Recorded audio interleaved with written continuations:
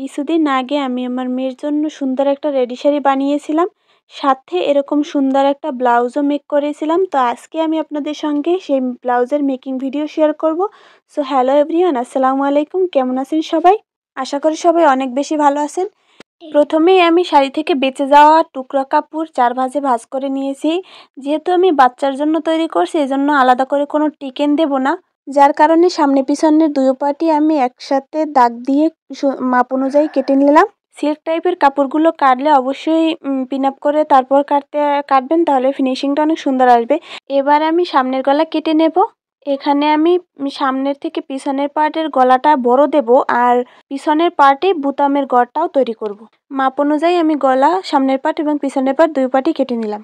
Normal sari দিয়ে ready sari তৈরি করার ভিডিও আমার চ্যানেলে অলরেডি আপলোড করা আছে, আপনারা চাইলে দেখে আসতে পারেন। আশা করি আপনাদের উপকারে আসবে। যদি ভিডিও ভালো লাগে অবশ্যই ফেসবুক পেজ ফলো করবেন, আর ইউটিউব থেকে দেখলে অবশ্যই চ্যানেলটি সাবস্ক্রাইব করবেন।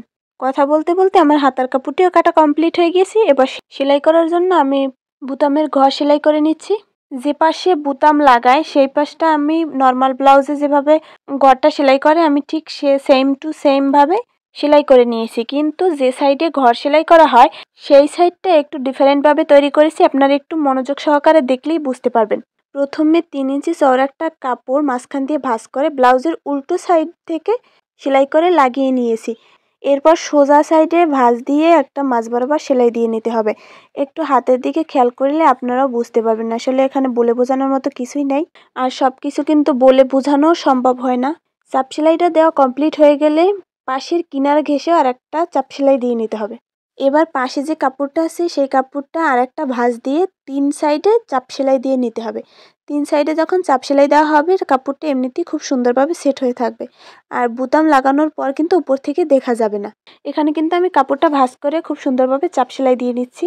চাপ সেলাইটা দেওয়া হয়ে গেলে খুব সুন্দরভাবে কাপড়টা সেট হয়ে থাকবে। আপনাদের একটু কাছ থেকে দেখিয়ে দেব যে সেলাই হওয়ার পর আসলে কেমন হয়েছে। বুতামের ঘর সেলাই করা কমপ্লিট। এবার আমি কাজ জয়েন্ট করে নেব। নর্মালি যেভাবে সেলাই করা হয় তেমনভাবেই আমি সেলাইটা করে নিচ্ছি। কাজ জয়েন্ট করা শেষ। এখন আমি গলায় যে কুচির ডিজাইন করা হয়েছে সেই ডিজাইনটা করব। এজন্য 3 ইঞ্চি চওড়া একটা কাপড় মাঝখান দিয়ে ভাঁজ করে সোজা একটা সেলাই দিয়ে নিয়েছি। এবার গলায় খুব সুন্দরভাবে ছোট ছোট করে কুচি দিয়ে নেব, আর মাঝখান দিয়ে আমি ফিতাটাও লাগিয়ে নিয়েছি।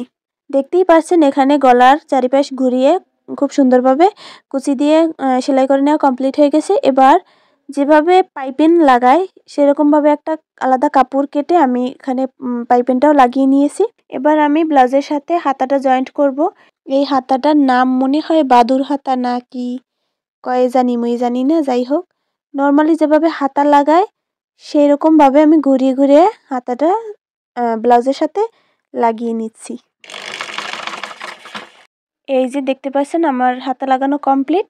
এভাবে সেলাই করলে কিন্তু সুতা ওঠার সম্ভাবনা থাকে না। সিল্ক কাপড়ে কিন্তু অনেক বেশি সুতা ওঠে। একই নিয়মে আমি অন্য হাতাটাও লাগিয়ে নেব। এই তো আমার অন্য হাতাটাও লাগানো কমপ্লিট হয়ে গিয়েছে। এবার বডির মাপ অনুযায়ী ব্লাউজ ফিটিং করে নিতে হবে। এখানে আর একটা বিষয় কি খেয়াল করেছেন, আমি সোজা সাইডে কিনারা ঘেঁষে কিন্তু একটা সেলাই দিয়ে নিয়েছিলাম। এই সেলাইটা দেওয়ার কারণ হচ্ছে যখন আমরা উল্টো দিকে বডির মাপ অনুযায়ী ফিটিং করব তখন ব্লাউজের সাইডটা কিন্তু লক হয়ে যাবে, ঠিক এইভাবে। দেখতেই পাচ্ছেন এখন কিন্তু আমার ওভারলক করার কোনো প্রয়োজন নাই। আপনাদের কাছে লক মেশিন না থাকলে এই প্রসেস ফলো করতে পারেন। ব্লাউজের দুই পাশে আমার সেলাই করে নেওয়া হয়ে গিয়েছে। এবার নিচ থেকে সমান করে কেটে নিয়ে আমি একটা দুইটা ভাঁজ দিয়ে সুন্দর করে সেলাই করে দেব। শেষের দিকে আমি ব্লাউজের নিচের দিকে এলাস্টিক লাগিয়ে নিয়েছিলাম, আর জোতে দিয়েছিলাম গোলাপ কলি টার্সেল।